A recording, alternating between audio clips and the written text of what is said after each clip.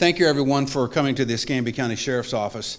It is our sad duty today to update our community and brief you on an incident that occurred at approximately 8:13 p.m. last night in the community of Beulah at the Quick Fill gas station at 7144 Mobile Highway. It was an attempted armed robbery, which unfortunately led to the death of Mr. Govardhan Kotha, G-O-T-H-A, a 50-year-old male. We'll get more specific into the briefing this morning. We'll give the state attorney an opportunity to speak, as well as Chief Chip Simmons, who heads our operations division. And in doing the intro for these two gentlemen, I will tell you that we wanted to hold a press conference to close the loop on this, to assure our community that while unfortunately we cannot stop these random acts of violence, we most assuredly can respond in a prompt, efficient, and professional manner to bring hopefully those to the bar of justice that have committed these crimes against the citizens of Escambia County. This particular episode strikes at the heart, I think, of everyone. I was briefed by my staff this morning that Mr. Kotha was scheduled tomorrow to leave Escambia County for his daughter's wedding. These are the things that go through our minds at the Escambia County Sheriff's Office, those of us involved in law enforcement, because we know the toll that it takes on our community. So we want to convey that to all of our citizens, that we too share with you, and our heart aches for this family. There is nothing that is more precious than life. It is irreplaceable. And so while, as we speak today at this press conference, someone's speeding, someone's a victim of domestic violence, someone is selling drugs or taking drugs, we cannot be everywhere all the time to protect our citizens, even though we wish that is what we could do. And so today as a community, we mourn the loss of one of our citizens, Mr. Kotha, and we pray that his family finds some solace and peace. I read recently that in facing these things in life, you don't get over it, you get through it. And you learn to deal with the heartache. And so we ask that you reserve your prayers today for this family as they go through the grieving process. With that, I will introduce Chief Deputy Chip Simmons, who will give you specifics on the crime that occurred yesterday. Chief. Thank you, Sheriff. I'm going to fill you in on the 3 arrests that we made. Put this up so you can get a better idea. The 3 that we arrested, one of which we believe is the shooter, and 2 others are accessories. The first one I want to announce to you the arrest of Efidarius Bryant. Efidarius Bryant, 8/24 of 1989. He has been charged with felony murder and conspiracy to commit robbery. And we believe, again, that he is the shooter, or the killer in this case. The second one is Keandra Martez Smith. He too is charged with felony murder and conspiracy to commit robbery. His date of birth is 11/26 of 1995. He's the one that, if you've seen the Facebook post that we had, he's the one that would enter the store first, we believe, to case the joint, and then he left at the same time that Efidarius Bryant was coming in to commit the robbery. Thirdly, the female on the board there is Crystal Clausell. Crystal Clausell, C-L-A-U-S-E-L-L. Crystal is a 1/15 of 85 date of birth, and she has a conspiracy to commit robbery with a $100,000 bond. Both Mr. Bryant has no bond, and Mr. Smith has no bond as well. So, as you can imagine, when we first got the report, we activated every available resource that we can from the Sheriff's Office. That included our investigators, our narcotics unit, our warrant section, and obviously our social media, because we felt like it was important to get that information out to the citizens. And that also sends the message that if you do these types of acts, there is no place to hide, no comfort, no safe harbor. We have quickly and with full force sought justice for the crimes that Sheriff Morgan had just mentioned. And through this rapid response and timely citizen involvement, we have arrested those responsible, and their days of freedom in Escambia County are over. I would like to point out some of the investigators that have assisted in this case. Over on the wall over here, we have Sergeant Barnes, It helped out greatly over the night. They haven't had any sleep in a while. Investigator Gemeateus is the case officer in here. We also have Major Gilmore, and we have Colonel Kanata and Commander Tharp over there as well. So as you can see, as soon as something like this takes place, the full force of the Escambia County Sheriff's Office is called out to include social media. And if it weren't for the quick, rapid response from our social media, the citizens of Escambia County, we wouldn't have been able to arrest these three, to identify these three and arrest them as quickly as we can. So we want to say thank you to those that offered up the information, because at least some of that information was stuff that we were able to go on, and that's why we have made such a quick arrest in this case. Again, these are the only three that we're looking for, and they will have their day in court. And now I'll turn it over to Assistant State Attorney John Mulchan. These individuals, the two charged with first-degree felony murder and conspiracy, the two men, basically under a no bond, they will have a first appearance tomorrow in accordance with regular procedure in the state of Florida. They ultimately will have a grand jury review the circumstances and facts and circumstances, and will be seeking an indictment for first-degree murder on those two individuals. The young lady is charged with conspiracy to commit murder, and of course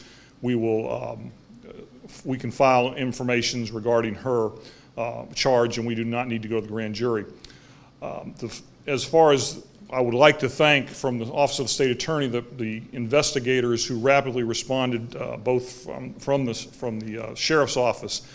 Quick response cannot be underscored, and the resources that are put towards these types of investigations yield this type of result.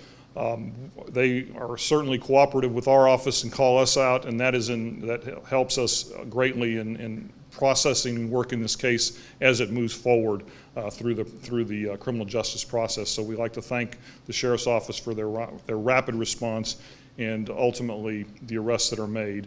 And we'll be working closely with them as this case proceeds down the road towards trial. Again, all three of these individuals are currently in custody.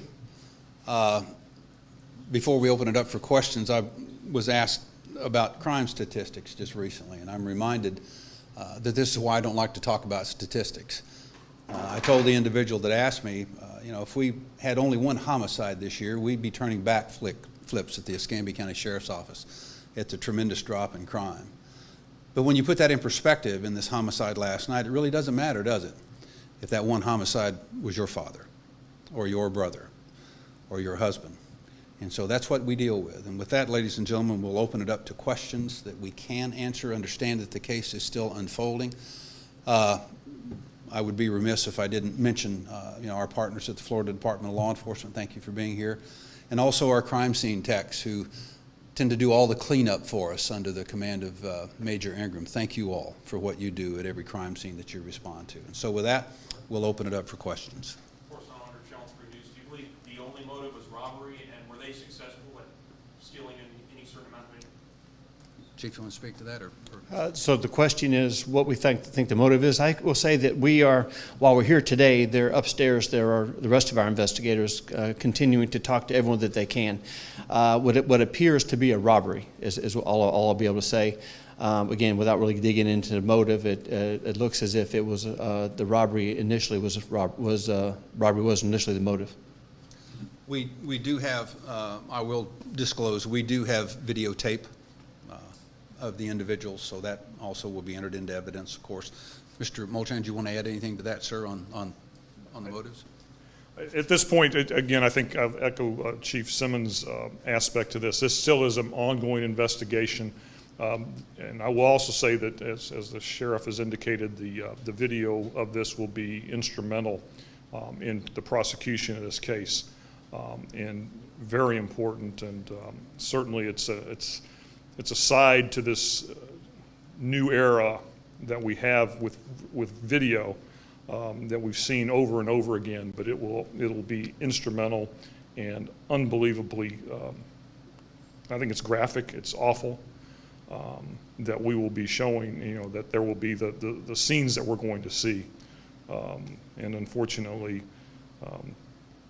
it's unfortunate that we'll see it, but it's also fortunate because ultimately it will aid us greatly in the trial aspect of this case.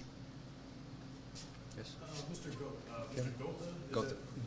K-O-T-H-A. I know you mentioned he was going to see a wedding. I guess, do you know anything about if he has family in the area, if this was his business? Can you talk a bit about who he was? Kevin, very respectfully, no. Out of respect for the family, we would not get into that. That information about his daughter and the wedding came from our interviews that we conducted, and we'll say no more than that. Any other? Yes, sir. Can you say and spell his name? Yes, his first name is spelled, do you want me to do it phonetically? Do you know what phonetic is? Okay. All right. Golf, Oscar, Victor, Alpha, Romeo, Delta. Got it so far? Okay.